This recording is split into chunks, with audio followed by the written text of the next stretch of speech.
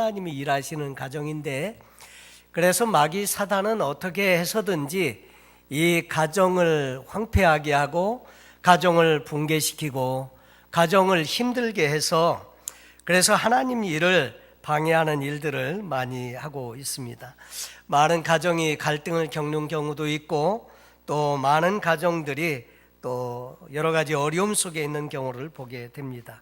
한국의 경우 통계에 의하면 1년에 11만 명에서 12만 명의 사람들이 이혼을 경험한다고 하는데, 그처럼 가정이 힘들고 어려운 그런 시대를 살아가고 있다고 하는 거죠. 그가 누구이든지 어떤 성취를 가졌든지 어떤 출세를 했든지 상관없이 가정이 행복치 못하면 결국 그 사람은 행복하지 못한 사람으로 살게 된다고 하는 거죠. 그가 무엇을 가졌든지 또 누구이든지 가정에서 반드시 행복을 찾지 않으면 그 삶이 결국 행복을 찾지 못한다 하는 것입니다. 샌디에고가 그렇게 아름답고 날씨도 좋고 살기가 좋아도 우리 교회 주변에 보면 홈레스들이 있습니다. 그래서 이분들이 태어나면서부터 미국 시민권을 가지고 태어나고 영어를 다 잘 말하고 낯선 나라에 와서도 영어도 잘 못하고 버벅거리는 사람도 열심히 살아가고 있는 이와 같은 곳에서 영어도 잘하고 건강하고 또 그 체류에 문제도 없는 사람들이 왜 홈레스가 됐을까, 이런 생각을 종종 하게 되는데, 이분들이 여러 가지 문제가 있지만 결국 가정이 망가지면 길거리로 나앉는다는 이야기를 듣곤 합니다. 여러분, 사람들은 행복하기 위해서 가정을 이루는데, 문제는 이 행복한 가정은 저절로 생겨지지 않는다고 하는 것입니다. 어떤 분이 이렇게 사진을 보면서 자주자주 시간을 보내고 하더래요. 근데 그분에게 그 사진이 무슨 사진을 그렇게 보느냐고 물어보았더니 나중에 이제 사진을 꺼내 보여주는데 보니까 자기 아내의 사진인 거예요. 그래서 이분이 아내를 참 너무나 사랑하고 아내를 아끼는 분인가 보다 그러면서 아내를 많이 사랑하시나 보죠. 그랬더니 그게 아니고 자기는 이 사진을 볼 때마다 정말 어려운 일이 있을 때마다 힘과 위로를 많이 얻는다는 거예요. 그래서 그 이유를 모르니까 내가 이 여자하고도 사는데 다른 무슨 일이 문제가 있겠냐 하는 거죠. 가장 어려운 문제를 해결하고 있는데, 물론 우스운 이야기로 누가 지어낸 이야기일 수 있겠죠. 근데 사실 이 가정의 행복, 이 가정을 잘 은혜 가운데 하나님의 축복을 경험하면서 산다는 것은 그렇게 쉽지 않더라 하는 거죠. 제가 한국에 방문하는 한 주간 동안에 계속해서 뉴스에 보도되는 내용이 하나 있었습니다. 그것은 뭐냐면, 알지도 못하는 어떤 여자를 어떤 남자가 이렇게 묻지마 살해를 한 거예요. 밤 1시에 술집에 있었던 여자도 물론 문제가 있지만, 그런데 알지도 못하는데 어떻게 그 여자를, 그렇게 안면불식의 여자를 살인을 했을까? 결국 범인이 CCTV에 이제 붙들려서 그래가지고 이제 잡히게 되었는데, 이 뉴스를 보면서 아마 모르긴 해도 그 살인 사건을 저지른 그 사람은 가정에 문제가 많지 않았을까, 이런 생각을 하게 되더라고요. 그렇지 않고서야 어떻게 그렇게 끔찍한 일을 저지를 수 있겠나, 이런 생각을 했었습니다. 여러분, 이 시대의 문제는 사회 기본 단위인 가정이 자꾸 와해되고 무너지고 있다고 하는 것입니다.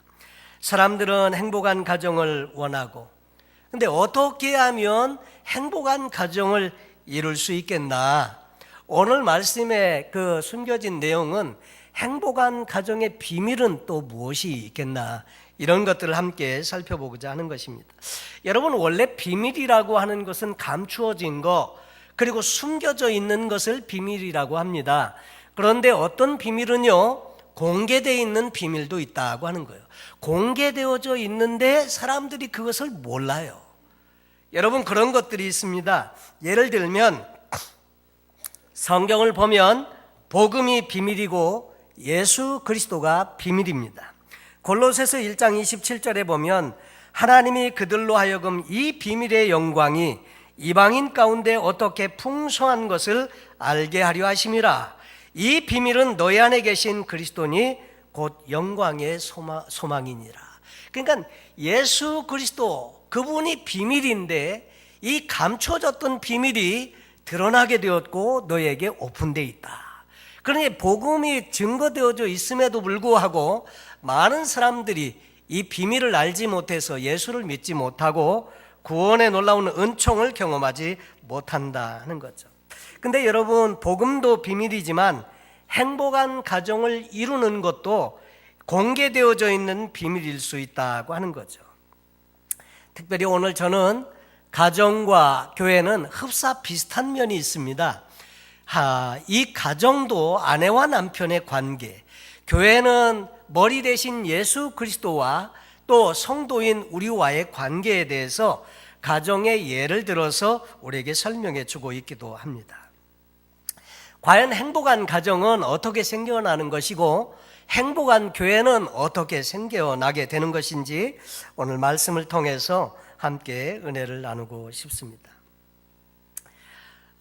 원래 이 가족은 삶의 만족을 가져다주는, 정말 삶의 의미를 부여해주고 힘들고 어려울 때마다 힘을 북돋아주는 그런 존재가 되기도 하지만 때로는 이 가족이 큰 불행을 안겨다주는 존재가 되기도 한다고 하는 것입니다. 그래서 일반적으로 세상 사람들이 권하는 가정 행복의 몇 가지 이야기들을 우선 좀 소개를 드리고 오늘 성경 본문을 통해서 우리에게 주시는 행복한 가정의 그 이유와 비결에 대해서 살펴보길 원합니다. 원래 세상에서 많은 사람들이 행복한 가정을 위해서 권하는 몇 가지는, 첫째, 서로의 본분이 무엇인지를 알고 본분을 다해야 한다. 아내는 아내의 본분이 있습니다. 남편은 남편의 본분이 있습니다. 또 자녀는 자녀의 본분이 있습니다. 근데 이 본분을 잘 지키지 아니하면 가정에 서로 어려움이 오게 된다고 하는 거죠. 그래서 부모는 부모대로, 자녀는 자녀대로 서로의 본분을 알고 본분을 잘 해야 하는데 많은 경우에 본분을 잘 모른다고 하는데 문제가 있습니다. 물론 이 본분이라고 하는 것은 가치관에 따라서 시대에 따라서 조금씩 변하기는 합니다. 그러나 그것이 무엇인지를 잘 알고 또 자기의 그 역할을 잘 감당해 주면서 서로를 도울 때 복된 가정이 될 수 있다고 하는 것이고요. 두 번째로는 서로를 존중할 때 관계가 좋아지고 행복할 수 있다고 하는 것입니다. 오래 이렇게 같이 행복하게 사시는 분들을 가정에 대해서 연구하는 분들이 찾아서 다 상담을 하고 연구를 해보니까 오래 같이 사시는 행복한 부부들은 공통점이 있더라 하는 거죠. 그것은 뭐냐면 상대방을 존중해 준다고 하는 것입니다. 남편은 아내에게 존중을 드리고 또 아내도 남편을 존중하면서 서로를 그렇게 우애하고 살아갈 때 행복한 가정을 이루더라 하는 거죠. 사람들이 사는데 나쁜 습관들이 있습니다. 어떤 사람은 옷을 걸 때 꼭 이렇게 걸어야 하고 어떤 사람은 이렇게 걸어야 하고 어떤 사람은 치약을 끝에서부터 이렇게 잘 짜서 쓰는가 하면 어떤 사람은 중간부터 짜서 써가지고 나중에 그 치약을 쓰려고 하면 사람들이 좀 이렇게 불편하니까 이게 좀 마음에 불평이 생기기 쉬운데, 치약을 중간부터 쓰던 남편의 이 습관 때문에 부부싸움을 심하게 하다가 끝내 이혼한 여자가 있답니다. 근데 이 여자분이 자기 옛날 남편하고 같이 사는 현재의 아내를 만나게 되었대요. 그래서 물어봤답니다. 남편이 중간에 막 치약을 쿡쿡 눌러서 짜고 쓰는 그런 나쁜 습성, 또 이런 것들 때문에 사는 게 힘들지 않느냐, 어떻게 그것을 잘 참고 사느냐 그랬더니 지금 그 남편과 함께 사는 아내가 대답하기를 저는 치약을 2개를 써요 이렇게 대답을 하더래요. 하나는 남편 거고 하나는 자기 거고. 싸울 일이 없다 그 말이죠. 서로를 존중하고 서로를 아껴주고 배려하는 마음을 가지고 이렇게 살게 되다 보면 좀 더 행복한 삶을 살 수 있다고 하는 거죠. 서로의 성격이나 습관을 고치려고 하지 않고 인정하고 사는 것이 중요하다고 하는 거죠. 서로의 행복을 추구하는 방식이 다를지라도 그것을 인정해 줄 줄 아는 것이 필요하다고 하는 거죠. 행복한 가족들은 각자의 성향을 이해하고 상대방의 말과 행동을 존중하면서 살아간다고 하는 것입니다. 여러분, 그래서 서로를 잘 이해하고 배려하면서 또 이렇게 살아갈 때 그때 자녀들에게도 좋은 모델을 남겨준다고 하는 거죠. 여러분, 자녀들은 부모의 말대로 살지 않고 부모의 보여주는 삶의 방식을 보고 그렇게 살아간다고 하는 겁니다. 어느 집에 손님이 이렇게 오게 되었습니다. 그래서 손님들을 초청해서 저녁 식사를 하게 되었는데 집주인인 엄마가 6살짜리 딸에게 이렇게 말했답니다. 오늘 식사 기도는 네가 한번 해볼래? 그랬더니 딸아이가 엄마 나 기도할 줄 모르잖아 이렇게 이야기를 했답니다.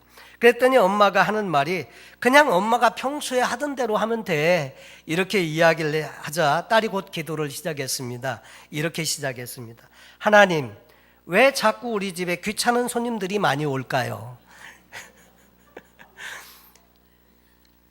아이들은 부모를 보고 따라한다는 거죠. 우리가 서로를 배려하고 존중하면서 사는 모습을 보면 자녀들도 그 모습을 보고 그렇게 자라간다고 하는 거죠. 세 번째로, 배려가 있는 가정 행복해질 수 있다고 합니다. 중년 부부들에게 나타나는 정신적인 질환이 하나 있다고 하는데 그것은 빈둥지 증후군이라고 하는 것인데 자녀들이 부모로부터 독립해서 대학 캠퍼스로 다 가버리고 집에는 아내와 남편만 남게 되고 남편은 자기 사업에 분주해서 늘 분주하게 바쁘게 살다 보면 아내만 혼자 빈 둥지를 지키게 되면서 마음속에 찾아오는 심리적인 불안에서 오는 정신적 질환이 빈 둥지 증후군이라고 한다는 것입니다. 이처럼 중년 여성들 사이에 가족들로부터 배려받지 못해서 생겨지는 정신질환. 근데 이것은 주부에게만, 중년 부부에게만 오는 것이 아니라 때로는 남편들에게도 온다고 하는 것입니다. 다시 말해서 이런 내용들은 뭐냐면 서로에 대한 마음, 서로에 대한 배려가 필요하다고 하는 것입니다. 그럴 때 서로가 서로를 배려하고 또 아끼고 이렇게 할 때 마음에 넉넉함이 생기게 돼서 그런 정신질환에 시달리지 않는다고 하는 것입니다. 그리고 소통이 잘 되어야 행복한 가정을 이룰 수 있습니다.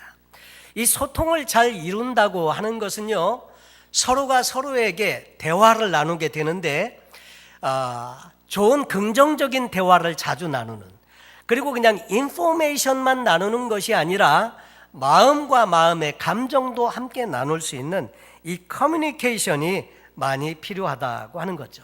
근데 커뮤니케이션이 잘 되지 못하면 서로가 서로에게 고립되게 되고 그래서 서로의 마음을 잘 알지 못하게 돼서 그래서 서로가 고립 감정을 느끼게 돼서 좋지 않다고 하는 것입니다.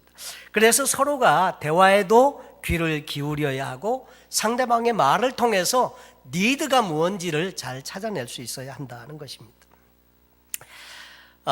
저희 그 초등학교 동창들이 있습니다. 이번에도 갔을 때 제가 온 것을 알고 이제 초등학교 동창 몇 명이 함께 모였는데 그냥 세상적인 친구들은 별로 이렇게 만나도 공감대가 없다 보니까 잘 되지 않고 주로 신앙생활을 잘하는 친구들, 또 목회자가 된 친구, 또 제가 전도해서 교회를 다니는 친구, 또 이제 여자 동창 중에는 이제 사모님이 돼가지고 이렇게 목회하고 있는 동창들.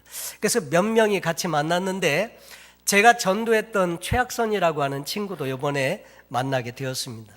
근데 언젠가 한번 이 그 최학선이라는 친구와 전화 통화를 이제 미국에서 하게 됐는데 그 초등학교 때 동창들이 카페를 만들어서 같이 이제 거기서 소식을 주고받고 한다는 거예요. 그래서 이제 그 카페에 한번 들어갔다가 우연히 미국에 있는 또 다른 동창들이 2명이 더 있다는 이야기를 듣게 되었습니다. 그래서 연락처를 알게 돼서 이제 한번 연락을 했더니 그 한 여자 동창은 텍사스 어스틴이라고 하는 곳에 사는 여자 동창이 있었어요. 그래서 전화를 해서 서로 인사를 주고받고 잘 지내느냐 이렇게 안부를 묻곤 했었는데, 저는 이제 목회를 하는 목사이다 보니까 어느 누구에든지 여자분에게 반말을 써본 적이 거의 없습니다. 근데 동창인데 그러셨어요, 저러셨어요 이러니까 그 여자 동창이 조금 이게 불편을 느꼈는 것 같아요. 그러면서 한 번은 저에게 그렇게 이야기를 하더라고요. 자기가 이런 제안을 하나 줘도 괜찮겠는지. 그러면서 우린 나이도 같고 서로 초등학교 동창인데 말을 놓으면 안 되겠냐. 그러니까 말을 놓으려니까 이게 잘 안 되는 거예요. 한번 그럼 그러시라고 이렇게 했는데, 말을 이렇게 놓다 보니까 그랬니 저랬니 처음 여자 동창에게 말을 이제 놓기 시작을 했어요. 그리고 가끔씩 안부도 전하곤 하는데, 하루는 저희 아내하고 코스코에 뭘 살 일이 있어 갖고 같이 이제 코스코에 파킹을 하고 있는데 전화가 이렇게 딱 왔습니다. 제가 이제 전화를 딱 받자마자 그 여자 목소리가 들리면서 여보세요? 그랬더니 응 나야. 아니 목사님한테 어떤 여자가 전화를 해서 받자마자 응 나야. 그 소리가 저한테만 들리고 끝났으면 좋았는데 이게 이제 나간 거예요. 옆에 있는 저희 아내가 듣게 되었습니다. 그날 누구냐?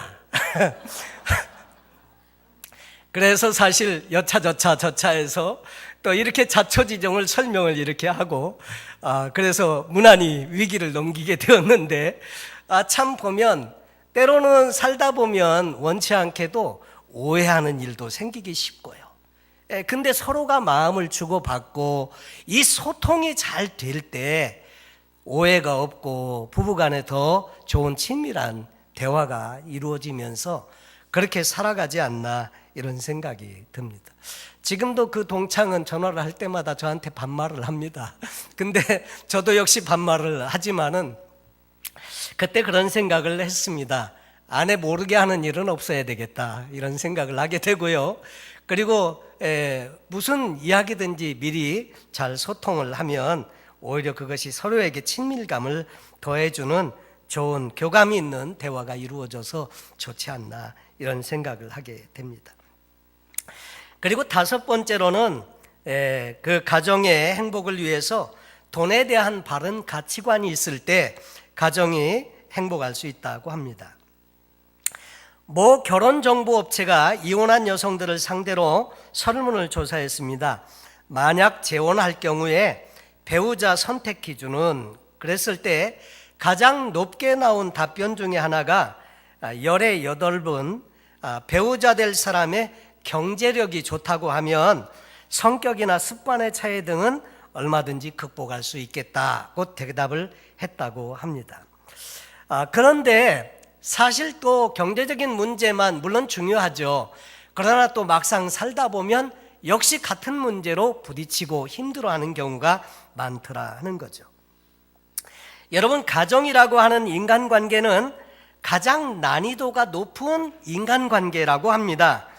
못 먹고 못 살던 시기에는 기본적인 욕구만 충족이 되어도 그럭저럭 잘 살아갔습니다. 그런데 오늘날의 사람들은 생리적인 욕구, 안전의 욕구는 당연한 것으로 여기게 되었고 보다 상위적인 욕구인 존경의 욕구와 자아 성취의 욕구가 충족이 되어야 한다고 이야기를 합니다. 여러분, 가족 간의 관계에서도 마찬가지고 그래서 서로에게 인정받고 싶고 서로에게 자기의 자아를 성취할 수 있도록 돕는 역할들이 필요하다고 하는 것이고요. 근데 이 가족 관계는 너무나 가까워서 허물이 없기도 하지만 때로는 예의를 잘 지키지 못해서 오히려 상처 주기가 쉬운 관계가 가족 간의 관계이기도 하다고 하는 거죠. 그래서 서로에 대해서 정말 잘 배려하는 마음, 이런 것들이 필요한데 오늘 성경 본문에서 믿는 성도들에게 주는 행복한 가정을 위해서 감춰진 비밀 하나를 우리에게 소개해 주고 있습니다. 저는 이 부분을 함께 나누고 말씀을 마칠까 하는데요. 우리가 세상 사람들이 권하는 방식과는 전혀 다른, 또 다른 하나님께서 권유하는 가정 행복의 비결이 하나 있는데, 그것은 뭐냐면 하나님을 경외하라고 하는 것입니다. 하나님을 경외하라. 잠언 15장 16절에 가산이 적어도 여호와를 경외하는 것이 크게 부하고 번뇌하는 것보다 나으니라. 물론 우리 가정의 행복에는 돈도 필요하지만 그보다 하나님을 모시고 사는 것이 더욱 중요한 것임을 말해주고 있습니다. 하나님을 가정의 주인으로 인정하고 모시고 살아갈 때에 그 가정은 하나님의 도우심 속에서, 축복 속에서 행복한 가정이 되고, 하나님의 말씀의 권위 아래서 이제 지킴을 받고 인도를 받게 된다고 하는 거죠. 대부분의 사람들은 물질에 의지하는 경향이 있습니다. 가정의 행복의 요소에도 그래서 물질을 꼽는 경향이 많습니다. 물론 돈도 중요하지만, 돈이 필요 없는 것이 아니지만 돈으로 행복한 가정은 살 수가 없다고 하는 것입니다. 돈으로 살 수 없는 것들, 그래서 몇 가지가 인터넷에 올라가 있는 것을 제가 본 적이 있는데, 그 내용은 이런 것입니다. 돈으로 집을 살 수는 있지만 가정을 살 수는 없다. 돈으로 책을 살 수는 있지만 지식을 살 수는 없다. 돈으로 피는 살 수 있지만 생명을 살 수는 없다. 돈으로 침대는 살 수 있지만 잠을 살 수는 없다. 돈으로 시계는 살 수 있지만 돈으로 시간은 살 수는 없다. 돈으로 의사는 살 수 있지만 돈으로 건강은 살 수는 없다. 돈으로 직위는 살 수 있지만 존경은 살 수는 없다. 돈으로 여자는 살 수 있지만 사랑을 살 수는 없다. 돈으로 좋은 옷은 살 수는 있지만 가정의 행복은 돈으로 살 수 없다. 돈으로 살 수 없는 것이 많다는 겁니다. 그런데 진짜로 중요한 것은 돈으로 살 수 없는 것이 소중한 것이다 하는 것을 우리가 많은 경우에 깨닫게 됩니다. 여러분, 정말 중요한 것은 돈으로 살 수 없습니다. 하나님의 은혜도 돈으로 살 수 없고, 여러분, 우리가 구원도 돈으로 살 수 없고, 또 우리가 행복한 가정도 돈으로 살 수 없고, 이것은 하나님의 은혜가 있어야 한다고 하는 것이고요. 하나님께서 공급하시는 그런 하나님의 은혜가 있어야 행복한 가정이 될 수 있다고 하는 것입니다. 결국 이 말은 하나님은 돈으로 살 수 없고 하나님의 축복도 돈으로 살 수 있는 게 아니다 하는 것입니다. 여러분, 우리의 가정을 지켜주는 것은 돈이 아니고요, 우리 하나님이심을 말씀해 주십니다. 가정에 대한 이 시편의 내용은 128편도 가정에 대한 시편의 내용이지만 그 앞서 있는 시편 127편도 그 가정에 대한 시편입니다. 여호와께서 집을 세우지 아니하시면 세우는 자의 수고가 헛되며 여호와께서 성을 지키지 아니하시면 파수꾼의 경성함이 허사로다. 하나님이 지켜두시지 않으면 집을 세우는 자의 수고가 헛되고, 하나님께서 함께 그 지켜주시지 않으면 파수꾼의 경성함이 허사다 했습니다. 이번에 선교 훈련원 간 곳이 연천이라고 하는 곳이었는데, 제가 군대 생활을 하던 철원과 가까이 붙어 있는 곳이더라고요. 제가 군대 생활할 때 그 군 복무를 하던 최전방 부대는 그 앞에 남한 철책이 있고요, 그 가운데 군사분계선이 있고 그 뒤쪽으로 북한 철책이 있습니다. 그곳을 비무장지대라고 하는데, 그 군사분계선과 남한 철책 사이에 제너럴 포스트라고 해서 그 고립방어를 하는 GP라고 하는 그 벙커들이 산꼭대기에 11개가 저희 사단에 있었습니다. 저는 군종으로 그때 섬겼기 때문에 매주일 목요일이면 11개 GP를 번갈아 가면서 들어가서 거기서 예배도 인도하고 같이 이제 그렇게 했었는데, 그 GP들 중에 불고기 GP라는 GP가 하나 있습니다. 왜 이름이 불고기 GP인가 했더니, 옛날에, 지금은 그렇게 할 수 없죠. 옛날에 6.25 전쟁이 끝나고 얼마 안 돼서 이제 남북한이 군사분계선을 이렇게 사이에다 두고 대치하고 이렇게 경계 근무를 쓰고 있는데 북한 측에서 넘어와 가지고 그래가지고 그 지피 안에 잠자고 있는 사람들에게 화염 방사기를 쏴가지고 다 태워 죽였다는 거예요. 그래가지고 그 지피를 사용할 수 없고 그래서 그냥 놔두고 그 옆에 새로운 벙커를 하나 짓고 그곳을 사용하는데, 그래서 그 지피를 불고기 지피라고 우리가 이름을 했었습니다. 파수꾼이 왜 안 지켰겠습니까? 다 지켰겠죠. 그랬는데 그 넘어온 것을 못 지키고 결국은 그래서 그 안에 있는 사람들이 다 죽게 되는. 여러분, 오늘 시편 127편에도 여호와께서 집을 세우지 아니하시면 세우는 자의 수고가 헛되고 여호와께서 성을 지키지 아니하시면 파수꾼의 경성함이 허사다 했습니다. 가정이 행복하도록, 가정을 잘 지키고 싶고 가정을 위해서 참 이렇게 헌신하고 가정의 행복을 위해서 노력하고 얼마든지 하지만 중요한 것은 하나님이 함께 하셔야 우리의 가정이 복된 가정이 될 수 있다고 하는 것입니다. 여러분, 그래서 우리의 가정은 무엇을 의지하면서 살아야 하고 결국 우리의 가정이 어떠해야 하는지 성경은 말하기를 하나님을 중심에 모시고 살아야 이 가정이 행복하고 이 가정이 하나님의 은혜가 있게 되고 이 가정을 하나님이 지켜주시는 그런 것들을 경험할 수 있다는 것을 시편 128편에서 말씀을 하고 있습니다. 거기에 보면 네 가지 복을 말씀합니다. 첫째로 일상에서 베푸시는 은혜, 그 복이 있는데 128편 2절 말씀에 내가 내 손이 수고한 대로 먹을 것이라 내가 복되고 형통하리로다. 여러분, 수고한 대로 못 먹는 사람 많습니다. 열심히 일하고 수고하고 땀 흘려서 그렇게 했는데 그 열매를 자기가 먹질 못해. 남이 다 먹어요. 그런 경우가 있죠. 그런데 정말 보면 자기가 수고한 대로 열매를 먹는 복이 있다. 내가 복되고 형통하리로다. 두 번째로는 가정의 복을 말씀합니다. 3절 말씀에 내 집 내실에 있는 내 아내는 결실한 포도나무 같으며 내 상에 둘린 자식은 어린 감람나무 같으리로다. 이스라엘 사람들이 가장 풍요롭게 생각하는 두 가지 나무가 있는데 첫째가 포도나무, 둘째가 올리브나무입니다. 포도나무에는 아름다운 결실을 통해서 그것으로 기쁨을 누리게 되고 올리브나무 역시 거기서 나오는 기름을 가지고 좋은 일에 많이 활용을 하게 되는데 아내는 결실한 포도나무 같고 또 상에 둘린 자식들은 어린 감람나무 같다. 이것은 가정의 복을 이야기한다는 것입니다. 세 번째로는 영적인 복을 말씀하시는데 여호와께서 시온에서 내게 복을 주실지어다. 너는 평생에 예루살렘의 복을 보며.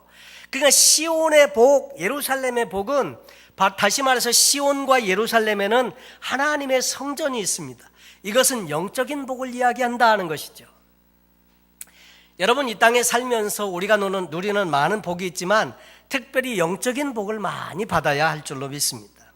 그 영적인 복을 말씀하고 네 번째, 건강과 장수의 복입니다. 128편 6절 말씀에 내 자식의 자식을 볼지어다 이스라엘에게 평강이 있을지로다. 자식의 자식을 본다는 말은 손자를 본다는 말이죠. 말 그대로. 그런데 과거에는, 지금은 오래들 사셔서 자식의 자식을 보는 일은 흔한 일이 되었지만은 옛날에는 그렇지 못했습니다. 자식의 자식을 보는 일이 쉽지 않았습니다. 사람들이 단명을 하는 일이 많았고 그리고 많은 경우에 남자는 전쟁터에 나가서 젊은 나이에 죽는 사람들이 많았습니다. 그래서 자식의 자식을 본다는 말은 오래 장수한다는 것이고 자손을 축복해 주신 그 자녀들을 보는 것, 이것이 큰 기쁨이기도 하죠. 요즘 제 친구들 중에는 이제 손주들을 보는 친구들이 많이 생겨가지고 손주들 이야기를 많이 이렇게 하더라고요. 근데 보니까 자식을 키울 때와는 사뭇 그 느낌이 다르다면서 손주들 자랑에 입에 침이 마르도록 이렇게 하는 것을 보면서 자식 늦게 둔 나는 아직 젊은 아빠다 이렇게 생각하고 위로를 받곤 하죠. 그런데 여러분, 여기 성경이 말하는 자식의 자식을 본다는 말은 장수하고 그리고 오래 사는 것만이 복이 아니고요, 인생이 힘들고 고달프면서 오래 사는 것은 복이 아닙니다. 그런데 성경에 보면 뭐라고 말씀을 하고 있는가 하면 이스라엘에게 평강이 있을지어라. 그러니까 평안을 누리면서 오래 장수하는 복을 말씀하고 있다고 하는 거죠. 그런데 이 네 가지 복은 조건에 의해서 주어지는 것임을 말씀하고 있습니다. 뭐라고 말씀을 우리에게 소개하느냐면 여호와를 경외하며 그 도에 행하는 자마다 복이 있도다. 여호와를 경외하고 그 하나님의 말씀대로 사는 자는 이런 복을 받는데요. 그리고 4절 말씀에도 이렇게 말씀합니다. 여호와를 경외하는 자는 이같이 복을 얻으리로다. 여러분, 가정에 하나님을 모시고 하나님의 말씀의 법도대로 그렇게 사시면 이런 복이 저와 여러분에게 임한다는 것을 말씀해 주고 있습니다. 여러분, 바라기는 정말 행복한 가정 되셔서 하나님을 모시고 그 하나님을 기쁘시게 섬기면서 가정의 복을 마음껏 누리시는 저와 여러분이 되면 좋겠습니다. 진 게츠라고 하는 분이 이런 말을 했습니다. 그리스도인의 가정은 교회의 축소판이다. 남편과 아내 그리고 자녀들이 있듯이 교회라고 하는 것은 교회의 머리 대신 예수 그리스도가 계시고 몸 지체를 이루고 있는 성도들이 있습니다. 그 그리스도와 교회와의 관계에 대해서 에베소서 5장에서는 아내와 남편의 관계로 우리에게 그 관계를 설명해 주시는데, 아내들이여 자기 남편에게 복종하기를 주께 하듯 하라. 이는 남편이 아내의 머리됨이 그리스도께서 교회의 머리됨과 같음이니 그가 친히 몸의 구주시니라 그랬습니다. 여러분, 5장 33절에도 아내도 그 남편을 경외하라 그랬습니다. 사실 아내가 남편을 경외하기가 쉽지 않겠죠. 근데 경외할 만해서 경외하는 것이 아니고요, 부족해도 그렇게 하시면요, 남편이 정말 그런 존재가 될 줄로 믿습니다.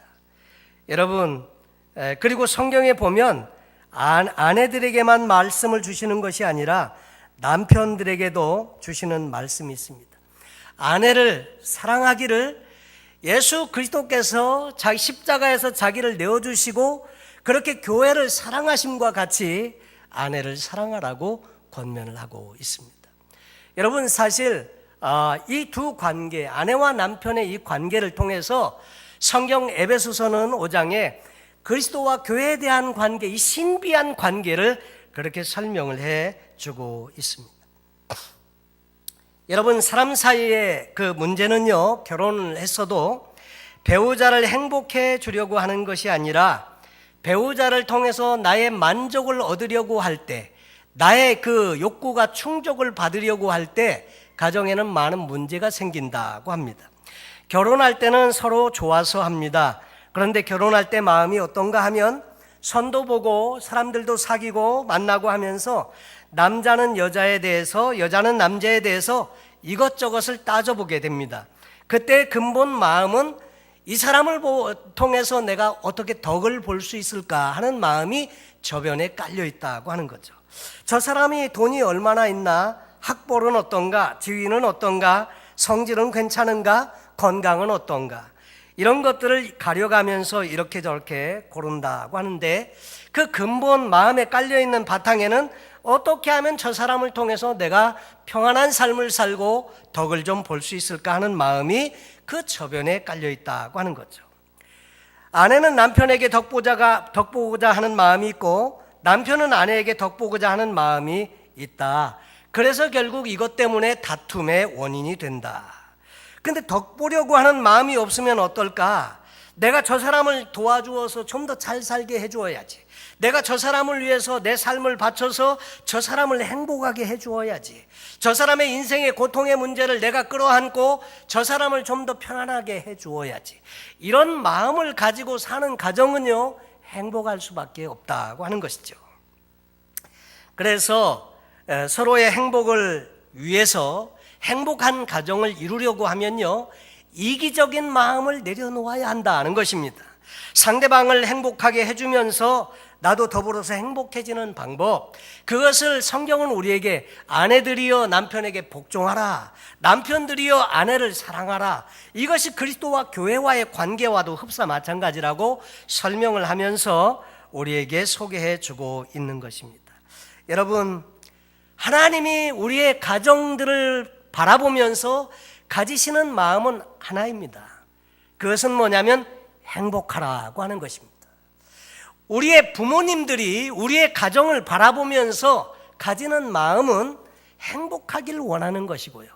여기 계신 부모 세대에서 결혼한 자녀들을 바라보면서 그 가지는 마음도 역시 행복하기를 바라서입니다. 우리 청년들도 여기 앉아 계시는데 언젠가 여러분들도 가정을 이루게 됩니다. 좋은 배우자 만나서 가정을 이루게 되는데, 오늘 성경을 통해서 권유하는 하나님의 음성은 뭐냐면 가정의 주인으로 하나님을 모시고 살아야 한다는 것입니다. 하나님을 모시고 살면 그분께서 가정의 질서도 잡게 해주시고 가정의 은혜를 베풀어 주셔서 행복한 인생을 살게 한다고 하는 것입니다. 소원하기는 서로의 연약함을 돌보고 사랑으로 섬기면서 행복한 가정 꼭 만드시기를 바랍니다.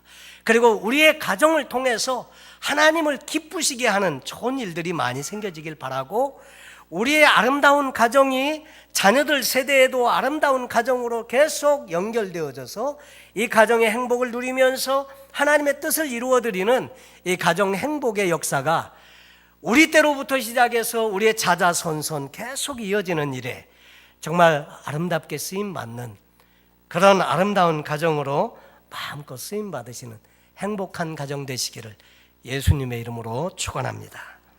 기도하겠습니다.